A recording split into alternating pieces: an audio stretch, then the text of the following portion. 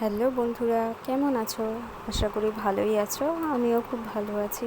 চলো আজকে সন্ধ্যাবেলা থেকে তোমাদের সাথে ব্লগটা শেয়ার করছি। চলো দেখো, একটু সন্ধ্যা সন্ধ্যা 7টা 7:30 বাজে। এখন একটু রেডি হয়ে নিচ্ছি, জামা কাপড় পরে একটু যাব মায়ের ওষুধ আনতে।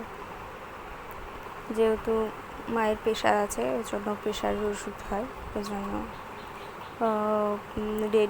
ওই জন্য ওষুধ আনতে যাবো। চলো দেখো, রেডি হয়ে তোমাদের সামনে এসেছিলাম। এরকম মায়ের ওষুধ আর টাকাটাও নিয়ে নিলাম ব্যাগের মধ্যে ঢুকিয়ে। চলো দেখো, এই যে ওষুধের খাপটা তোমাকে দেখাচ্ছি। আর ওষুধের ওখানে গিয়ে আমি আর ভিডিও করতে পারিনি। ওষুধ নিয়ে এবার ফুচকার দোকানে চলে এসেছি। আজকে ফুচকা খাবো, খুব ফুচকা খেতে ইচ্ছা করছিলো। দেখো প্যাকেটে ভরে নিয়েও চলে এসেছি, সিঁড়ি থেকে উঠছি। এরপরে মার জন্য আর আমার জন্য সাজিয়েও নিয়েছি।